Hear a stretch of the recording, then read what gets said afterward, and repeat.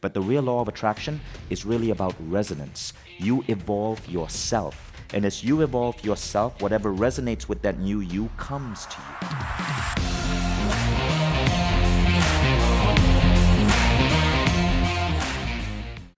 Hi, everyone. In this closing presentation in AFES, I want to share with you, initially I was thinking I was going to share with you how Mindvalley built a 2 million person email list. But then I thought, look, you guys will figure that out. There are tons of other people who talk about that sort of thing.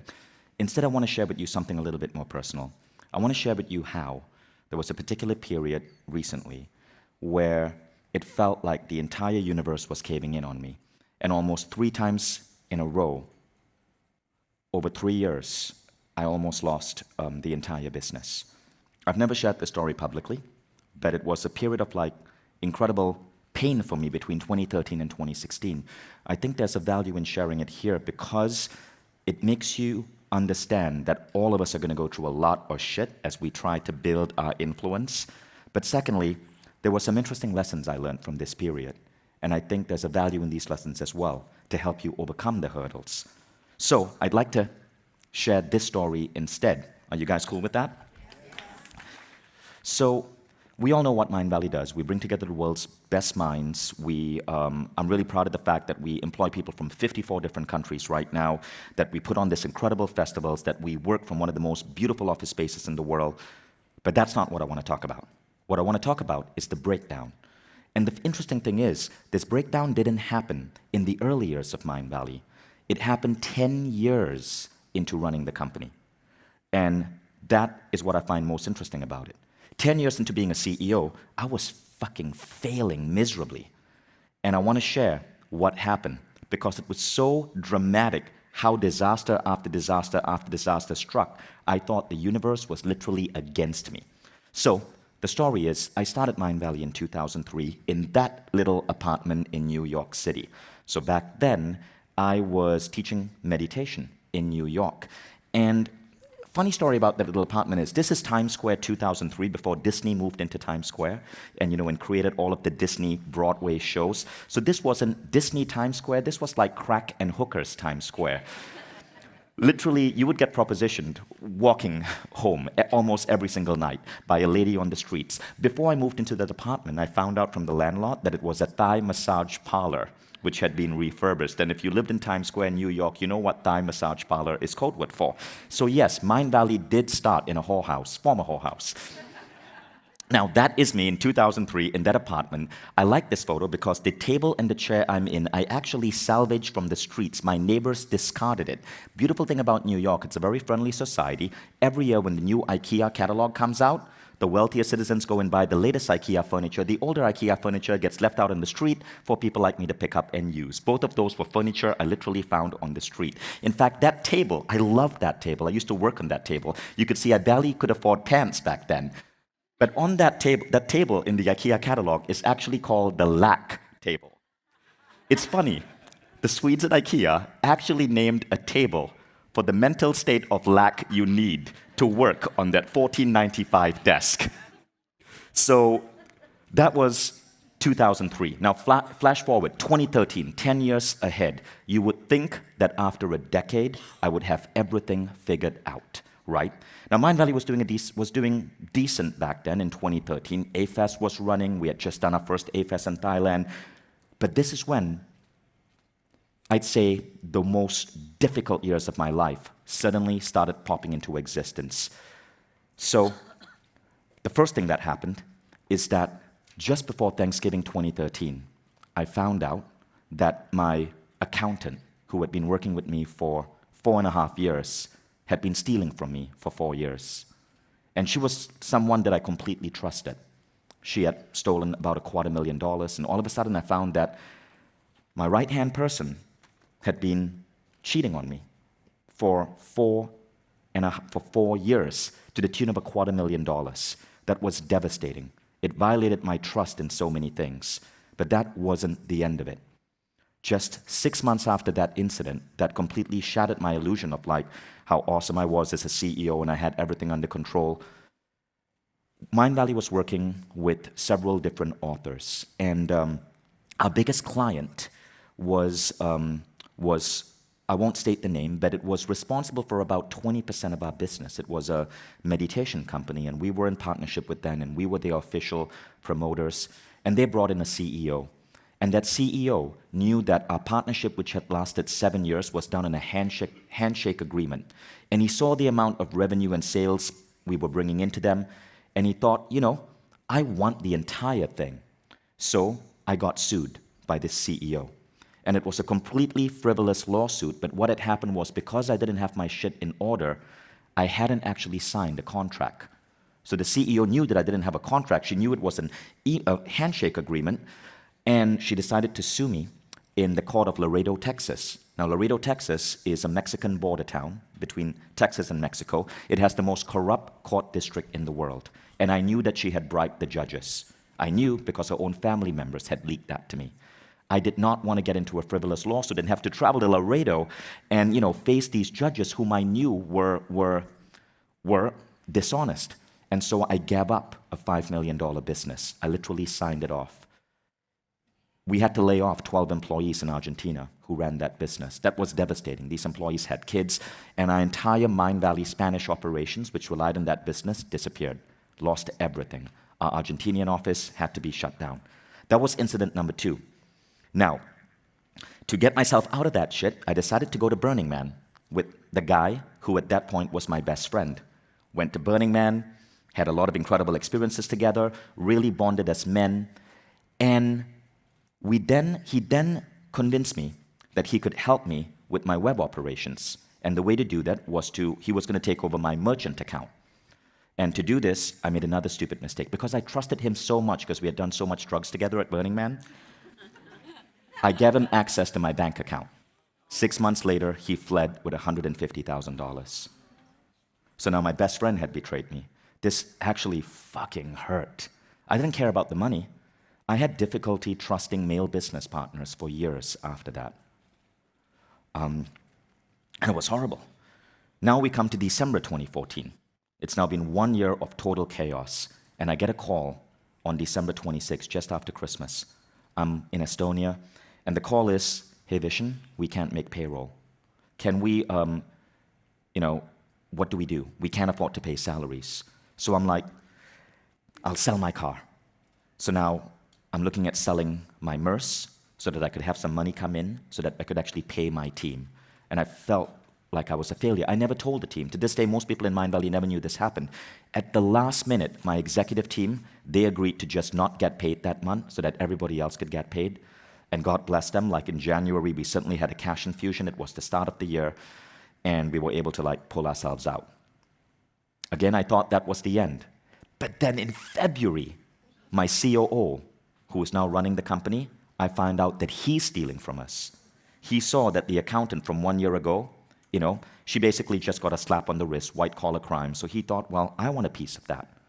And before he gets caught, he's stolen away $100,000. Another huge freaking bit of chaos. It gets worse. At this point, we're thinking, okay, we're going to move Mindvalley to a new email marketing platform. It was called Exact Target, incredible platform. We were basically back then, the company was reliant mostly on email. We had close to a 1 million person list, and we moved everyone to Exact Target. And it took us months to make that transfer, right? But as we were making that transfer, Exact Target got acquired by a larger company whose name I'm not allowed to mention, because I'm not about to mention them kindly, and I had to sign a contract. But you can figure it out. And they, as a larger company, and their salespeople basically lied to us. We signed a very strict contract, and when they acquired Exact Target, they didn't get the pipes fitting well.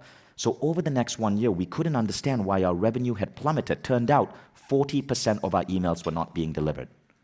So now, every month, we are losing $100,000 month after month after month. And we had to go through a whole painful process of 1 year wondering why no one is buying from us, why our customers are not there. Turns out 40% of our customers were just not getting our emails.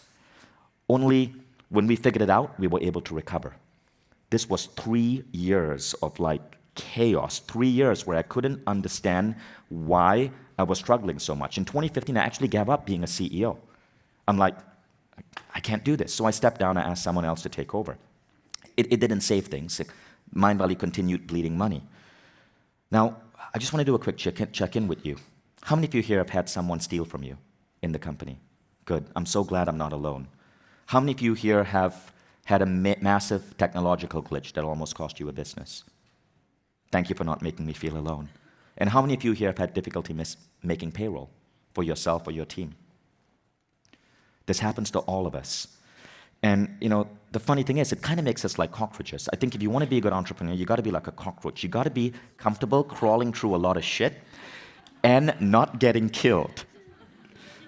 But so I call this the cockroach theory of entrepreneurship. But there's another thing that's really cool about this. And Google illustrated this. Google did a study, and I found this in a page of a book called Exponential Organizations by Salim Ismail. And Google found that its best people were not Ivy League graduates, but rather people who had experienced a big loss in their lives and had emerged from it transformed. According to Google, deep personal loss has resulted in employees who are more humble and open to listening and learning. And I think this actually applies to all of us, not just the people we hire, but when we go through shit, something shifts within us. I believe that the universe is benevolent.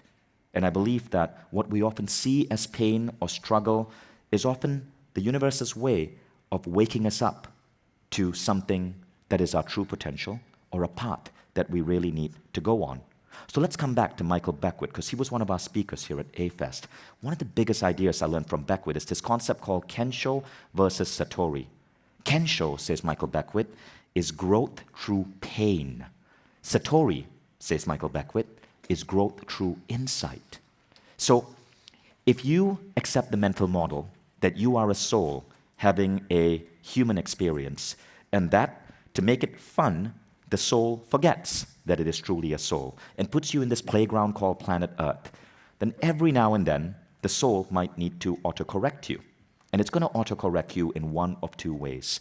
Kensho is autocorrection through pain. You're not listening. You're stubborn. So the soul is like, okay, I'm going to smack you at the back of your head till you wake up.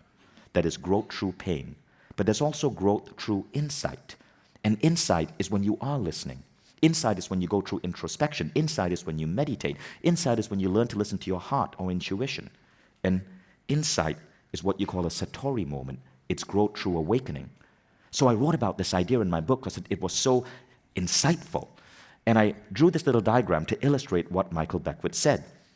Okay, you can see Kensho moments, growth through temporary pain. They cause your life to dip. And the dip is painful. But there is a light at the end of the tunnel. And then there's growth through Satori, or growth through insight. So I found this idea fascinating. The question is, how can we overcome the dips? How can we actually listen to our soul so it doesn't have to kick us on our butt? And instead, allow us to grow through introspection, through insight, through awakenings, through eureka moments, through aha moments. That is the question I want to talk about, because this is a much more comfortable way of growth. Wouldn't you agree? It doesn't require someone to steal from you. It doesn't require business failure. It doesn't require Exact Target as an email marketing software to collapse on you. And it allows you to grow in a more peaceful way. Now, to understand how to develop these Satori moments, I realized that one of the best ways to avoid Kensho is to understand the culturescape. The culturescape is a word I coined in my book, and it means the tangled web of beliefs, rituals, ideas that permeate the world. The culturescape is designed for human beings to make sense of a complex world. It tells us how to act, what to do, how to live our lives. It tells us what value systems to have, and it comes from fathers, mothers, teachers, preachers, organized religion, the media, politicians. The funny thing, though, about the culturescape is that while there are rules which are useful, for example, look 2 ways before crossing the street, or do a background check on your accountant before you hire her, it also comes with a lot of bullshit rules, or brules, as I refer to them. Bullshit rules are rules that we adopt to simplify our understanding of the world, but these are rules which are not necessarily true. Now, the question I want to pose for you is, what if, very often, The pain that we experience is our soul telling us that we are following a bullshit rule. And that was my insight. I believe, the more you separate yourself from the culturescape. Now, the culturescape has its purposes, right?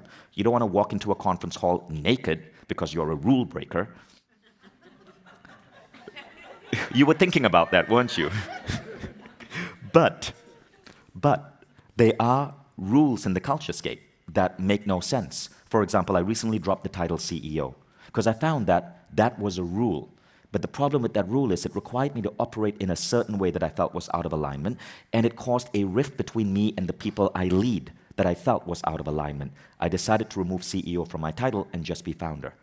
So, rules often hold us back. And one of the big things I've been exploring in my life over the last 1 year is how many rules can I drop? How many rules no longer make sense to me? And so, I changed the way we ran Mindvalley. I'm shifting the way AFES functions. Me and Christina had a conscious uncoupling. I'm trying to live life based on my own terms rather than what society says is an acceptable way. So, in 2016, during this moment of great stress, I received an important phone call, and it was from this man, Sri Kumar Rao. He's actually going to be one of our lecturers at Mindvalley University. But what's cool about Sri Kumar is that he is an MBA professor in America. He teaches at Cornell, at Kellogg Business School, at London Business School, but he brings in wisdom from the East into his teachings. So he called me up. He's like, Vishen, I notice you've been really under a lot of stress, right? How can I serve you? And I said, and I spilled my heart out to him. I told him everything I was dealing with, and he said, wait. I want to read you a poem. And I'm like, Rao, I don't have time to listen to poetry. Like, I'm fucking drowning here. And he goes, just listen to this poem. Okay, now I want you to listen to this poem. The beautiful thing about poetry is that great poetry is a really unique form of art. There's the scene from Bohemian Rhapsody where somebody asks Freddie Mercury, what do the lyrics of Bohemian Rhapsody mean? And he goes, it means anything the listener wants it to mean. That is the essence of poetry. What you're about to hear is a poem by Rumi, a 13th century Afghan refugee who was fleeing the Mongol invasion. And Rumi wrote some of the most profound works of poetry in the world. This is what Sri Kumar Rao, read to me over the phone that day. When I run after what I think I want, my days are a furnace of distress and anxiety. But if I sit in my own place of patience, what I need flows to me without any pain. From this, I understand that what I want also wants me, is looking for me and attracting me. There's a great secret in this for anyone who can grasp it. Let's go back to the first verse. When I run after what I think I want, what is it that you think you want? Often, these are elements of the culturescape, elements of human society that have told you, you need to do this. You need the garage with 2 cars, the 2 kids. You need the title on your business card. You need the bank account with 100 grand in cash. But if you sit in your own place of patience, what I need flows to me and without any pain. Or, in other words, without the Kensho moment. That is growth through pain. Now, when you can learn to get in this state, there's a great secret for anyone who can grasp it. Now, I didn't understand what the hell this poem was about because I was in a different state of mind when Sri Kumar Rao read it to me. But I want you to just reflect on that poem. So if we could just dim the lights and play some Rumi reflection meditation music. I like to give our AV boys a challenge because they are so good at what they do. So I want 13th century Rumi Sufi reflection music now.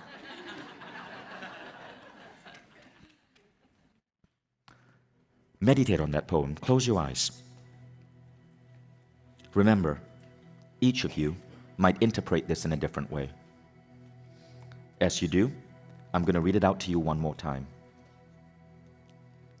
When I run after what I think I want, my days are a furnace of distress and anxiety. If I sit in my own place of patience, what I need flows to me and without any pain. From this I understand that what I want also wants me, is looking for me and attracting me. There is a great secret in this for anyone who can grasp it.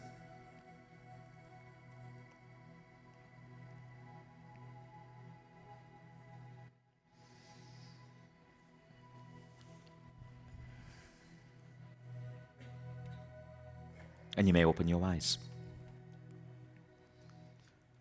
I didn't understand what this poem meant back then, but today I think I do. And again, as your awareness grows, you're going to see more and more and more things into the wisdom of Rumi or any other piece of inspirational poetry you read. What I understood then was that I was operating from the do-be mechanism. The culturescape says, do this to be this. Do the college degree to be that. Do the job promotion to be this. Do the work as the engineer or the doctor, even if it doesn't light you up, to be this. It's the do-be paradigm. What I realized is that you got to flip it around. What Rumi was talking about when he said, sit in my own place of patience, is that what I want comes to me. And I understand that what I want wants me too. That is the be-do paradigm.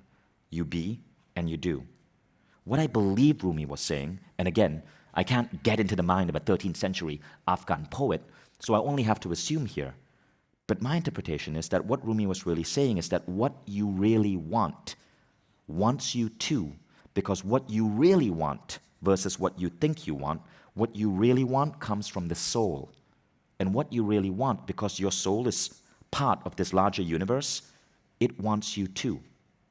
And so, don't tune in to the rules of the world that tell you who to be, or what to want, or what to do. Instead, be who you really are. Listen to that soul, and know that what the soul wants, the universe wants you to have. And this is when the magic happens. This was what really shifted my life. So how do you get there? Well, you go deep into identifying your values. I'm going to teach you how to do that in a moment. So what happened was, I happened to get a good teacher. He was a guy by the name of Amir Ahmad. He was actually supposed to be at the AFES, but he couldn't come. He was supposed to fly in from the Oslo Freedom Forum along with Adam Roa. I was going to bring in Amir to teach you this exercise to have you establish your values, but because Amir couldn't make it, I'm going to run it with you. Now, I did this exercise with Amir at the tail end of 2016, and I understood that I had 4 values, like 4 things that really drove me. The first was very easy, transformation. I believe in personal growth. I believe that personal growth should be the #1 thing. The second was envisioning. I like to create. So whether you're an artist or an engineer like me, envisioning means you see the world as a canvas, and you want to build, you want to create, you want to invent, you want to inspire. It's a beautiful value to have. The third value, though, is unity. Now, all of these fit together. You can be incredible with personal growth. You can be an incredible creator. But if you don't have the value of unity, you can be an asshole, right? We've seen politicians who are incredible at envisioning ideas, but their ideas are about walls rather than compassion. And so you got to have that value of unity as well. And there is a fourth value, and that fourth value is love. And I'll come to what that means. So what happened was, I decided to discard all of the things that I was told to do. And I decided to just operate from the core and live by these 4 values. Now, the beautiful thing about the values I picked is they are fairly generic. How many of you here resonate with the value of transformation? That means you believe that personal growth is really powerful. Awesome. What about envisioning? You believe in creation. Great. What about unity? You see the world as a single unit, as Homo sapiens, rather than nations or religions or mythologies. Okay? And love. You believe in being kind and compassionate to everyone you meet. Great. But are we really living that? Because I thought I lived those values, but I was not. So what I want to share with you is how I shifted from doing to being. And being meant that everything else in my life had to become secondary to these values. That is when you're really living your value. Now, this is what happened when I made that shift. The first thing that happened is between 2016 and 2019, the company that was stagnating and going through these ridiculous dips all of a sudden started exploding, like 50% year on year. I couldn't even explain it. We just seemed blessed to get the right people, to get the right opportunities. And then the energy of the company changed. We started becoming, before that, Mindvalley would publish products because it felt that, this is a good market fit. Now we publish products that we really care about. We do our own products. We are friends with our teachers. There was a picture taken at AFES 1 year ago. And what's really cool about it is that the people who come, the teachers who come to AFES become part of a tribe. Jay Shetty, who was in that picture, said, you speak once on a Mindvalley stage, and you are friends with them for life. it was incredible how the whole nature of what we were doing shifted. But one of the most curious things is that my physical body shifted. I'm going to show you two pictures. One was an actual profile photo of me taken by the same photographers here, but taken at A-Fest 2016 in Greece. And the second picture was taken 2 years later, okay? And the picture on the first picture is actually me. In the second picture, my body had completely changed. I had gone from maybe 22% body fat to 14% body fat. I had astigmatism in my left eye. My astigmatism disappeared. I couldn't understand, but my health was actually changing. Now I know why it was going on, and I'm going to show you. But when you practice these ideas, your physical appearance will change. Your physical body will change. You can reverse aging. And it was incredible. Not only did the outside world change, but the inner world did. Michael Beckwith mentioned something really interesting. I was interviewing him just before he got on stage, and he said a lot of people misunderstand this concept called the law of attraction. They think it's about, thinking the thoughts that you want, the love, the car, the money, and attracting that to you. He says that's a kindergarten level of understanding. It's useful to some people, but the real law of attraction is really about resonance. You evolve yourself, and as you evolve yourself, whatever resonates with that new you comes to you. But ultimately, it's not about acquiring things. It's about becoming the best and grandest and greatest version of yourself. Does anyone relate? So let's do this. If I say something and you agree, and you feel that, you agree at an inner level, just snap your fingers.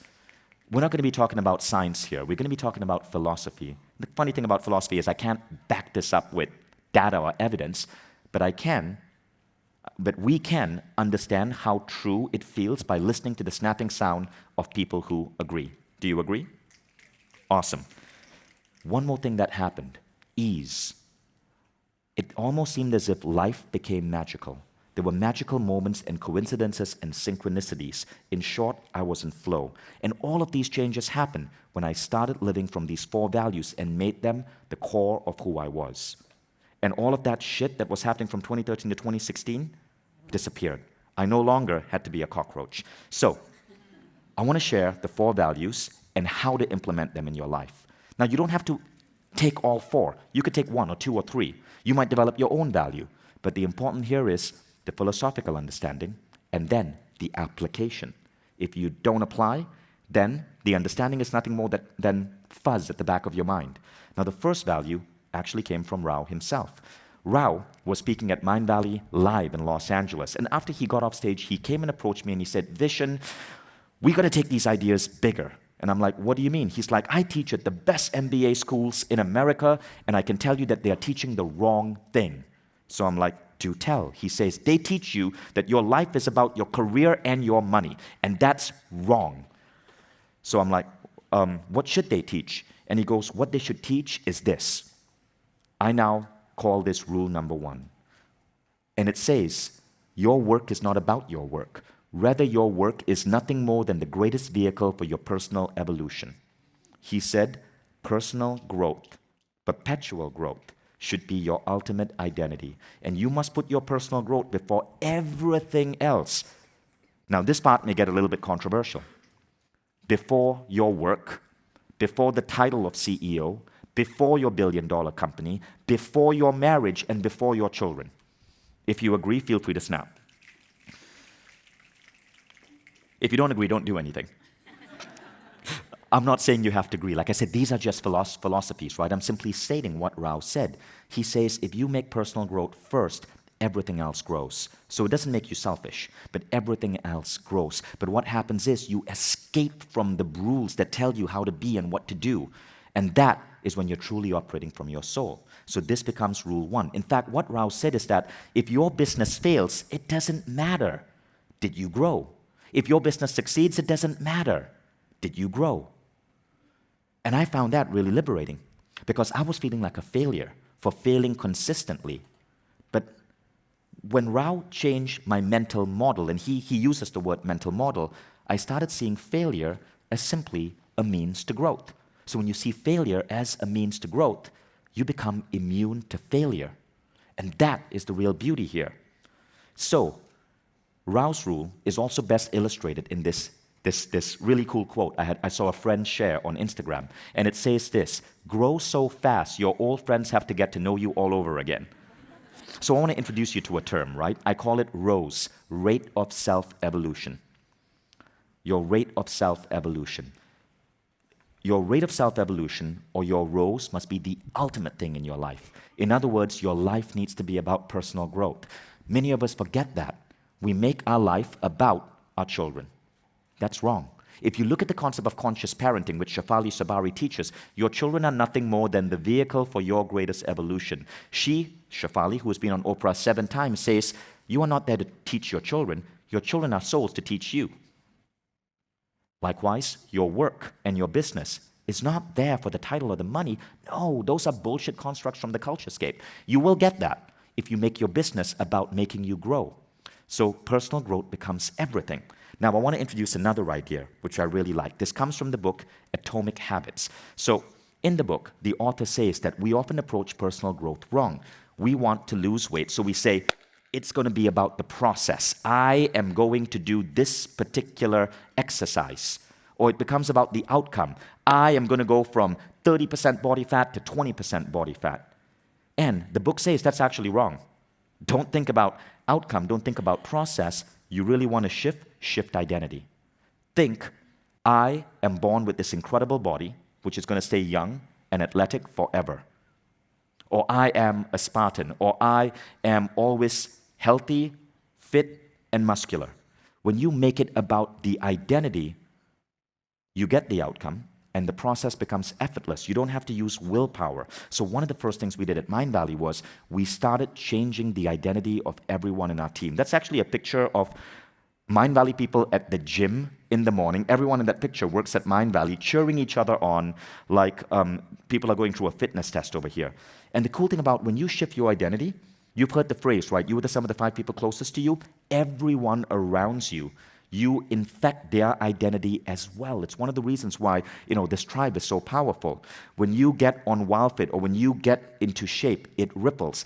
Jason Campbell. Jason, could you run on stage, please? And do you mind taking off your shirt as you do so? No, okay, you don't have to, but Jason, come on stage, just for kicks. Just for kicks. Jason, no, I'm serious. Would you mind taking off your shirt? What? No? Your girl... What? Okay. So the reason, it was a legit question. So Jason was a chubby Canadian guy. Like I literally remember a conversation with him. He had come back from December, back with his parents in Canada. He's like, Vishen, they fed me so much cheese. And Jason was interviewing a tribe member, right? Who was the tribe member you were interviewing? I don't know about the tribe member, but you just remind me of a memory when I came back at team retreat, and the first thing you said after not seeing me for a few weeks, you're like, Jason, you look so big. Thanks, Vishen. So you were interviewing Jimmy. You were interviewing a tribe member, Jimmy. So Jimmy is Jimmy Narain. You guys know Jimmy, right? Okay, so Jimmy Narain's an A-Fester. He's been to multiple A-Fest. Jason was interviewing Jimmy, and Jimmy is really fit. And Jason said, how do you do that? And Jimmy says, well, I have this identity that I am a Spartan. And that struck something in Jason's mind. The very next day, within 24 hours, Jason implemented that identity. He signed up for Spartan Race. He ran his first Spartan Race and took 4 people from Mindvalley with him. It was in the middle of a typhoon in the Philippines. And 5,000 people ran in the middle of a typhoon. Now, that was so exciting. The next Spartan Race, 27 people ran. And the next Spartan Race, 40 people ran. And today, when you join Mindvalley, if you are a guy, we don't measure this for women, but only men, you lose 10 kilograms in your first year. And typically by year 2, you're running a Spartan race. So we have more like abs, visible abs for male than probably any other company out there. So all I'll say is we're all going to be wearing costumes tonight, so you might have a chance to see the abs then. Right. So, but my point is, Jason infected an entire culture with that attitude. So every morning, people are working out together, people are training for the Spartan race, and that's what identity shift does. Okay, so thank you, Jason. Thank you. Although I'm so disappointed you kept your damn shirt on. So the toolkit is identity shift. How do you engineer identity shifts? I learned this really powerful technique from Christy Marie Sheldon. She's one of our Mindvalley teachers. Now, she calls it lofty questions. So first, you decide the areas of your life that you want to create anew. And now, in the morning, during your meditation, you do not say an affirmation.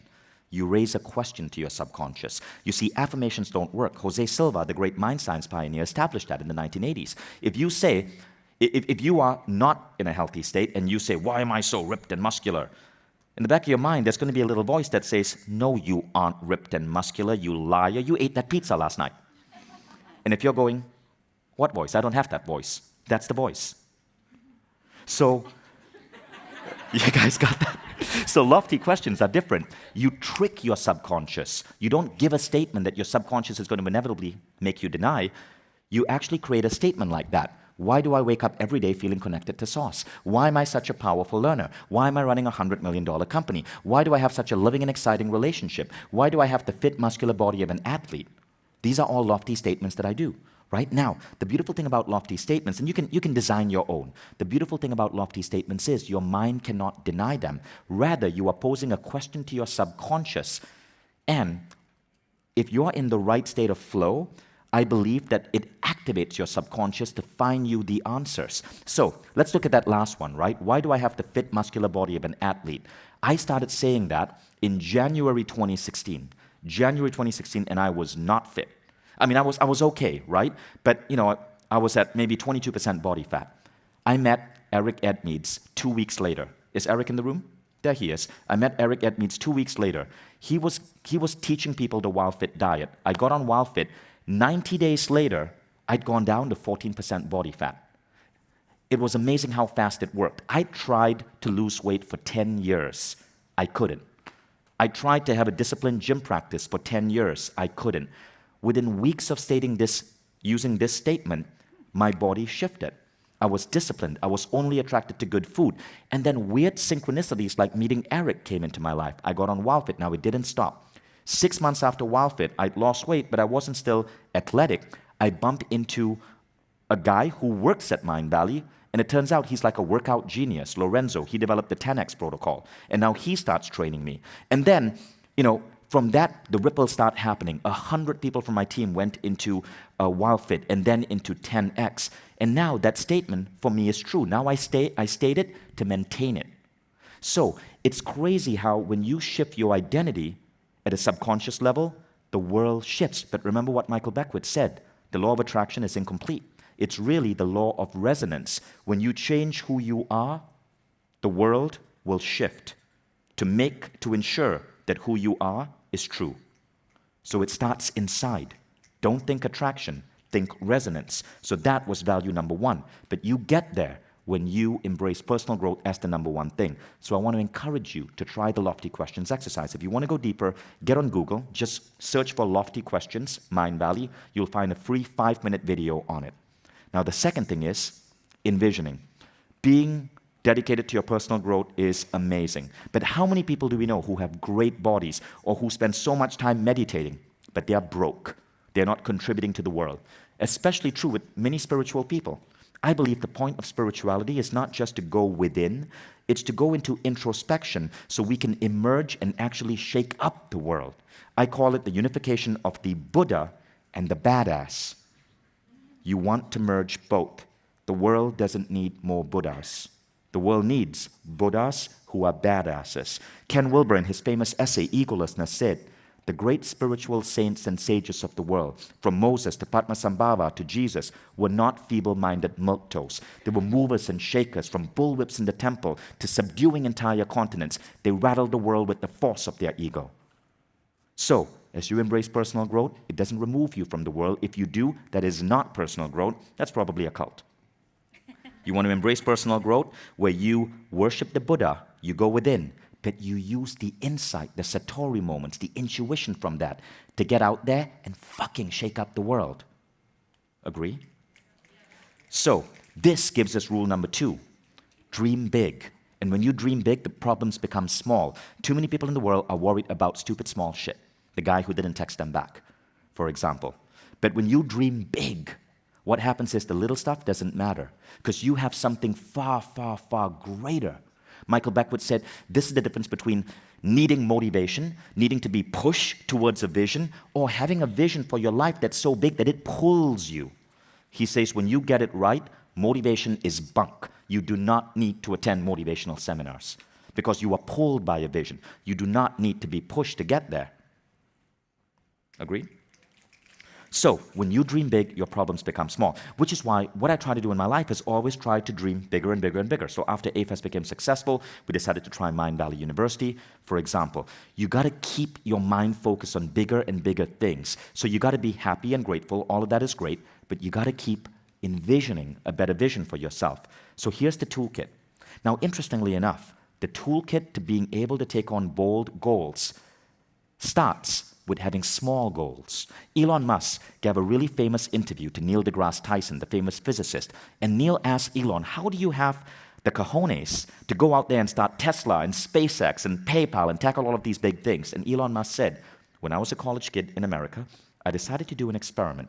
I decided to see if I could live on $1 a day. And he found out he could.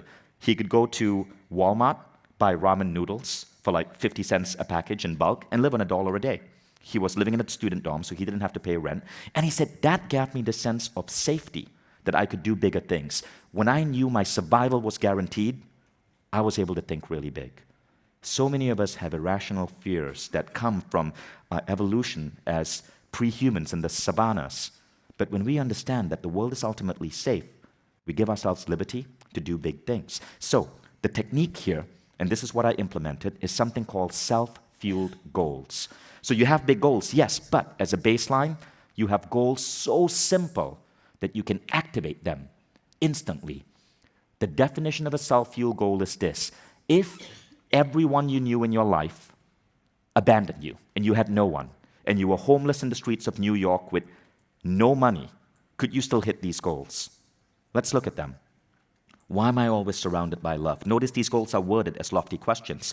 When you truly understand love, you find that love comes from within. The ultimate love is love of yourself. Agree? Now, you can be homeless. You can have no one around you. But if you know that you can activate love within, that goal is activated. The second thing is, why am I always learning and growing? Learning is free these days. You can be homeless in the streets of New York. You can still go to the public library and check out a book. It's free. Now, the third one is, why is the universe always unfolding for me in the most amazing way? If you're homeless in the streets of New York, take a walk down Central Park. You can still do that. It's free. And you will be gifted with the most amazing nature and scenery you can imagine. That is the universe unfolding for you. So when you understand, when I started to understand that I could be homeless on the streets of New York, all neediness disappeared. All fears disappeared. The idea that I might lose my company disappeared. It just didn't matter anymore because I knew I was safe on planet Earth.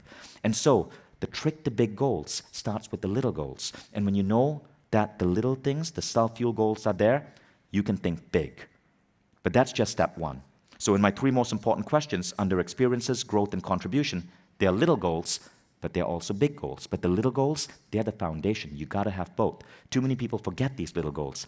Write them down. Think about what are the little things you want in life. Maybe it's to always love yourself. Maybe it's to always feel connected to Source. Maybe it's to always appreciate your body. You can start on these immediately. But now, you need what I call the bold goals. Now, for the bold goals, what we implemented in Mindvalley was actually a secret we learned from Google. And it's called the Google Goals technique. Larry Page invented this. Really simple. This is a great thing to do in your business. 50% of your goals should have a 50% chance of failure. So literally it means if you're using OKRs, if you have 4 or 5 goals for the year, 1 to 2 of your goals should have a 50% chance of failure. If you have say 8 goals, 4 of them or 2 should have a 50% chance of failure. That means it's a coin flip. Now when you do this, 2 things happen. Number 1, you truly dream big. And number 2, when failure happens, it's okay. That was the whole point. So, in Google's culture, 40% of all their corporate goals they fail at. Their failure rate is 40%. Google failed on Google Buzz, Google failed on Google+, but it also gave the world YouTube and Gmail and the Android phone. But by making it a stated goal to have goals that have a 50% chance of failure, you unlock yourself to really dream big and to have moonshots. So this became a really important rule. So at Mindvalley, every department has that, the company has that, and soon every individual is going to have that. Okay, so that is idea number 2. Now the third one, really simple, unity. So again, You can be a creator. You can be incredibly self-transformed. But unity is the one that ensures that you are a healthy self for the human race, and you're not manipulating or cheating or taking advantage of other people, right? You're doing it for the good of the world. This brings us to rule number 3. Your life is not about you. Rather, your life is about the lives of everyone you touch. Now, this rule came in a really interesting way. We were at Mindvalley University in Barcelona. Neil Donald Walsh, who wrote Conversations with God, had come down. Because what many people don't know is that Mindvalley University was inspired partially by the future societies that Neil wrote about in his Conversations with God books. So I brought him down to teach the class. There were about 300 of you in a room. And one of you, she may even be in this room, raised a hand and said, Neil, what do I do in those situations when I wake up in the morning and I feel sad or depressed or unworthy? And Neil said, remember, your life is not about you. Rather, your life is about the lives of everyone you touch. When you remember this, and when you make your life about service, you will never wake up feeling depressed or lonely or afraid or worried again. He went on to say, when you walk in a room, set an intention to heal the room. Even if you're 1 out of 400 people coming in, make your life about service. So the whole crowd was really like taken in by this idea and really resonated with it. If you do, give us a snap. So how do you do that? Well, you got to identify what is called your North Star. Your North Star is that part of you that you want to use to serve the world. Elon Musk, really simple, his North Star is colonizing Mars. And the fact is, you don't have to know how to get to your North Star. I got to have an audience with Elon Musk once, and I remember he told our group, when we asked him, so, what's the big picture? This was like 2015, before, he was as famous as he is today. And he says, I want to colonize Mars. And he also said this. He said, it's probably going to happen in around 10 years. I don't know yet how to get there. I'm thinking around 10 years. I sometimes miss my deadlines. He was really humble about it.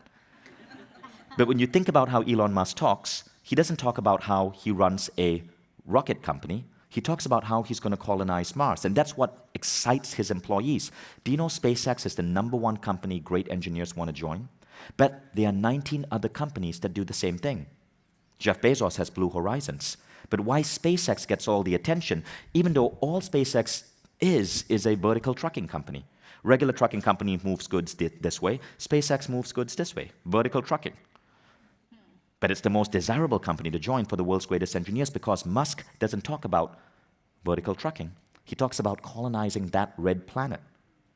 You see, the secret here is to always have a frame of reference where you imagine your life 10 years ahead for your business, for your craft.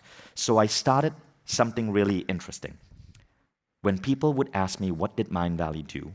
I actually would not talk about what we were doing now. I would talk about what we were doing in the future.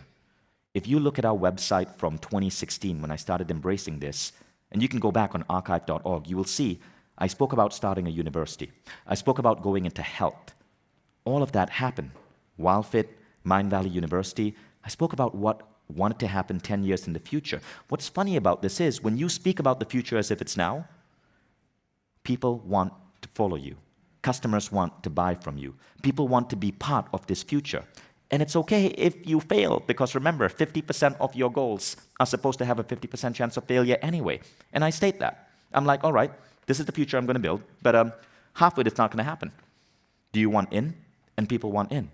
So this is one of the most amazing things. It is the power of speaking about your life and what you're doing 10 years into the future. Try it tonight. When somebody asks you, that awkward question, what do? Pretend. So now, how do you embrace this future thinking, and how do you bring this into your company? Now, there is a trick to it, right? The future that you want to build has to be a future that supports unity.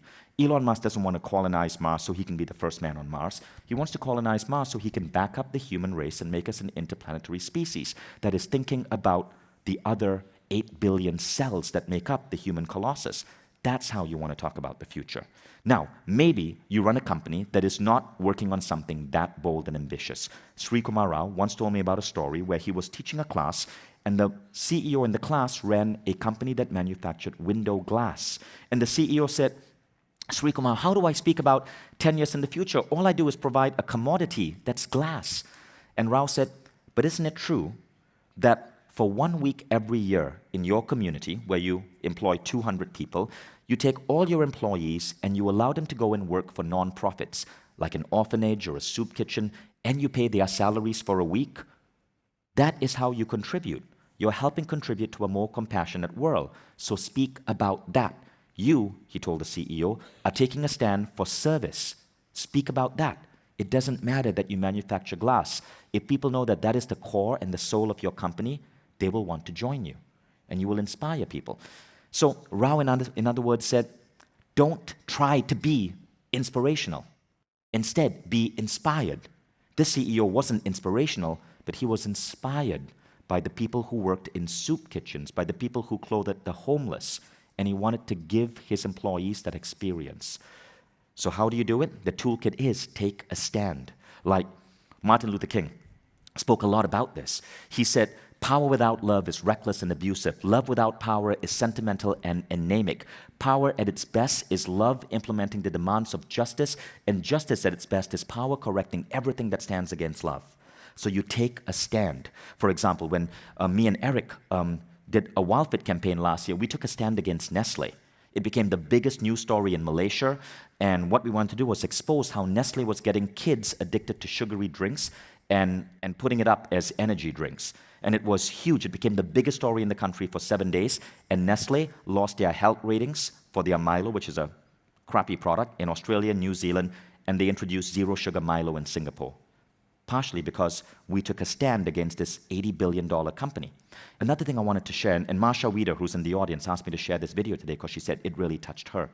When Mindvalley was going through this shift in 2016, right, when Trump won the election, we felt that while we hope he does well, there were certain things he said that were very much against our value of unity.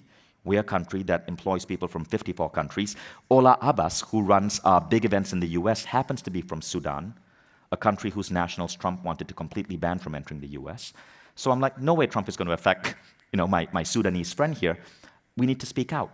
So my team and I created this video. Now remember, back then we weren't as big as we were, but we took a stand. And it's very important that if you absorb the value of unity, you act on it, and you stand up for what really matters. So this is the video that we created.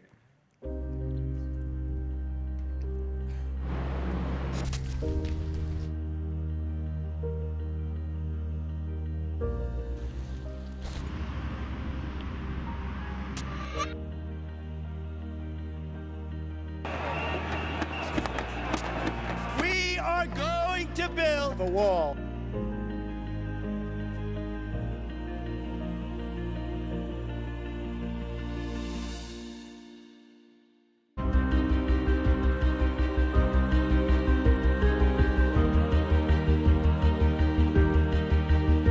I stand for love. I stand for peace. I stand for unity, Education. the environment, Equality. I stand for refugees.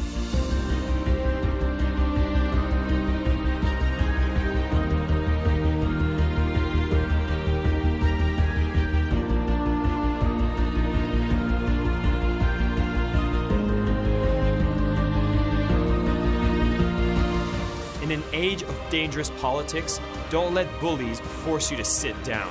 to tell you you're being too political or unpatriotic, When you speak your truth. To tell you you can't stand tall. or that you don't belong here. Speak up, rise up, Unite. And to those who dare to stand,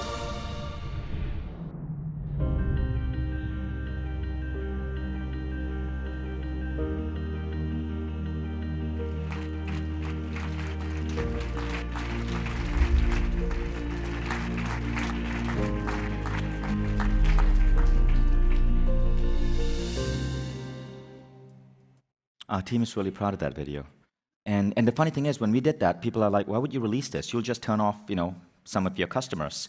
But actually, what happened is when we released this video, within 6 months, it was insane how much Mindvalley grew. Because people realized that we weren't just in it for the buck, that we actually wanted to make a change in the world. And we still embody a lot of these values. For example, like I'm really big on refugees. So at Mindvalley University, I'm sponsoring through Syrian refugee teenagers to come and attend the classes, because I want our children who are going to be at Mindvalley University to understand what a Syrian refugee went through. I think that's one of the most incredible things to learn from, and hopefully befriend a refugee and open up their minds to the plight of 100 million displaced people in the world. Regular education doesn't teach you that.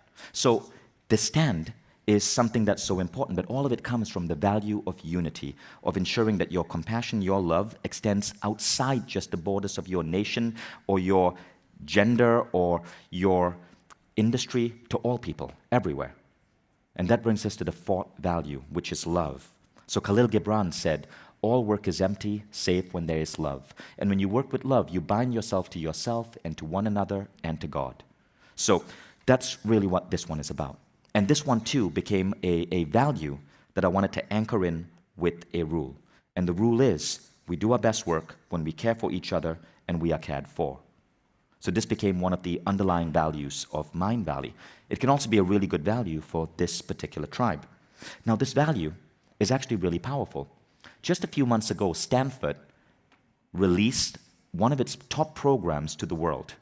And 95% of Stanford MBAs have taken this course. And they started offering the course online free for the first time. Now, what's really interesting is the course is $5,500. You can take, a week-long one for $16,000. It's expensive, but you know what the course is about? Stanford graduates actually refer to this as the touchy-feely course. That's the nickname that they call it. And it's really about understanding that true unicorn employees are those that have two strong, seemingly unrelated skills. One left brain, logic, analytic reasoning, and one right brain, intuition and creativity. But the intuition and creativity are fueled when we are kind and compassionate to each other. In other words, in the workplace, if you want to succeed, you basically compete on one thing, and that is kindness. And so what we try to do is to figure out how can we make love part of everything we do. I love seeing comments like this about Mindvalley. I went from, I only care about myself and my family, the rest can go and figure it out on their own, to I love all humans and entities in the universe, and I have a responsibility to protect them. So that is the value that we try to put into everything we do. If you agree, snap. So toolkits, really interesting new ideas, right? Now, the first idea is the concept of rules versus feelings. So I've always found that no one I ever met could really tell me the true difference between masculine leadership and feminine leadership. We hear these words tossed around. I've looked at many different leadership people talk about it. No one I felt could really explain it until I met this man, Ken Wilber.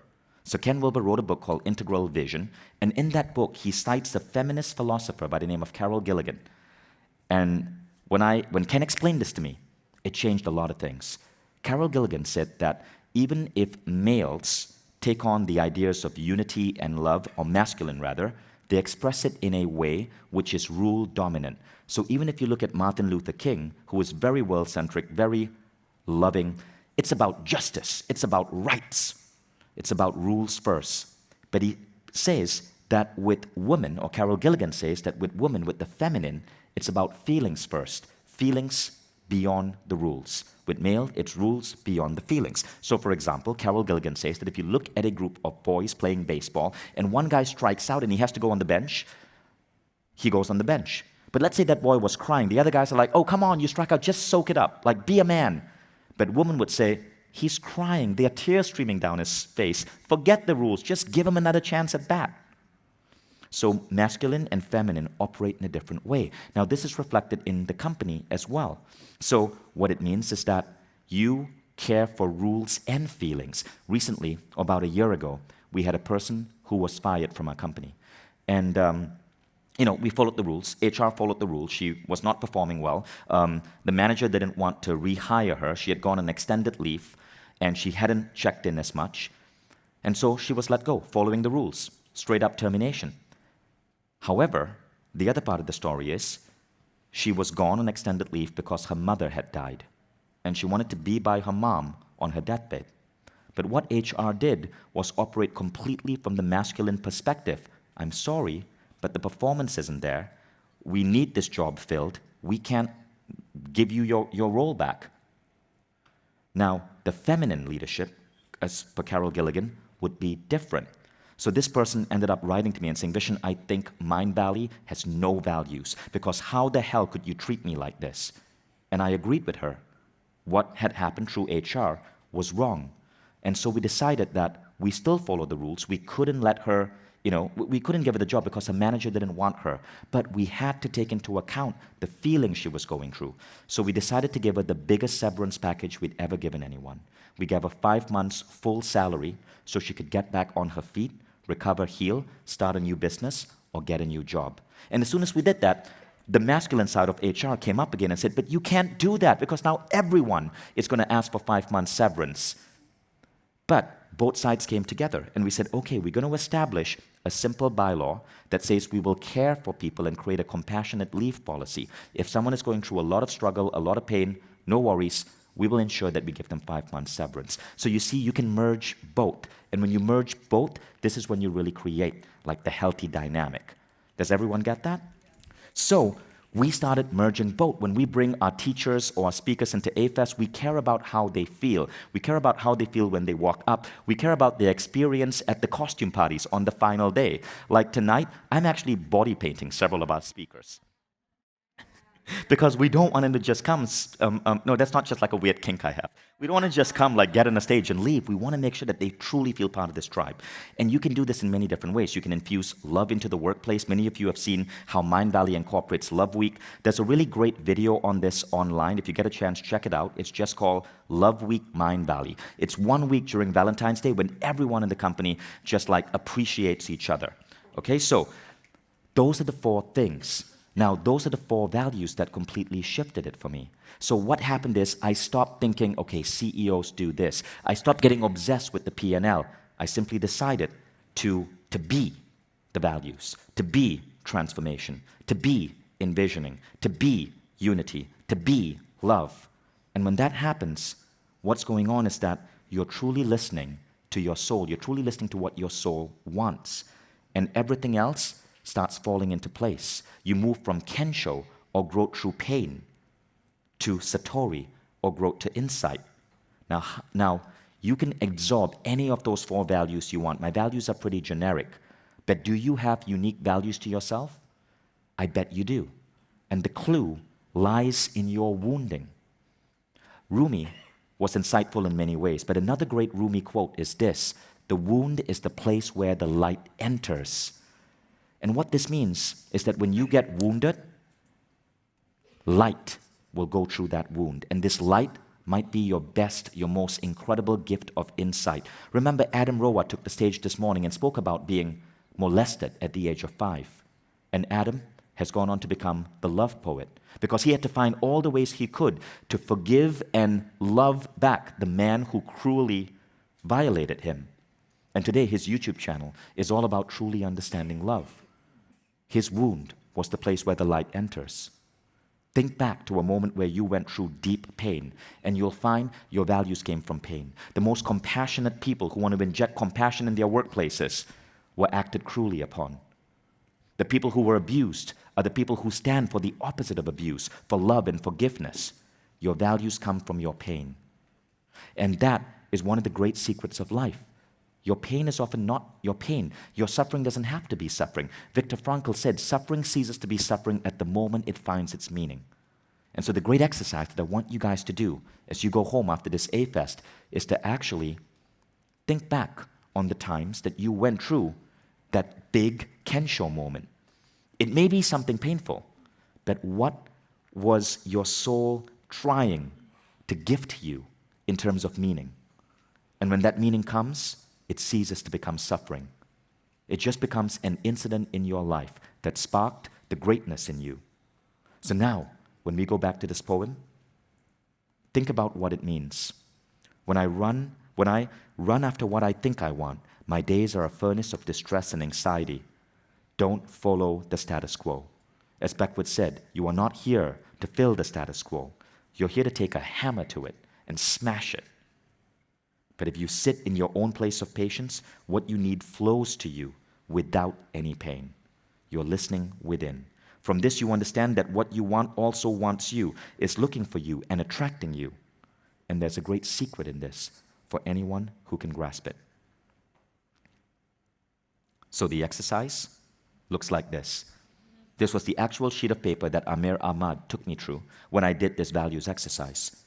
And I want to explain what's going on over here. So we're going to break it down because you should, when you get a chance, do this as well. It'll take you around 2 to 3 hours, but I promise you it's one of the greatest things you can do. So first, the first question is, Amir told me to write down what are the things that I offer to the world.